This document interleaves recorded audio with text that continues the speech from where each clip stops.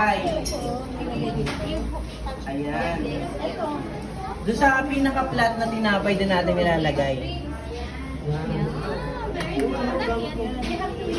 Sa flat po na tinapay. Doon sa flat na tinapay natin ilalagay, ha? Okay.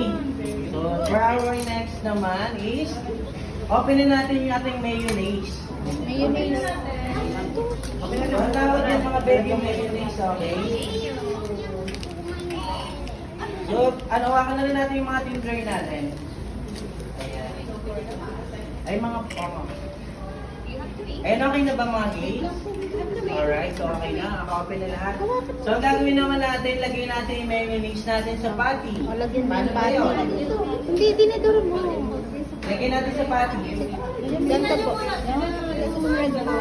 Tingnan mo. Tingnan mo.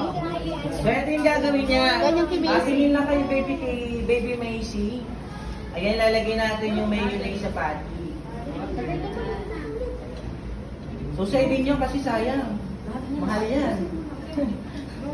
Hindi, mga 10 pesos pa. Sige, mga baby, ubusin nyo yung ating mayonnaise. Ubusin nyo. Ikalat mo na ganyan. Ayan. So, nag-enjoy yung mga kids natin sa ginagawa nila. Ano yung nagtinigan? So, dapat mga baby, said na said. Para walang sayang. Dapat ubusin natin yung mayonnaise natin.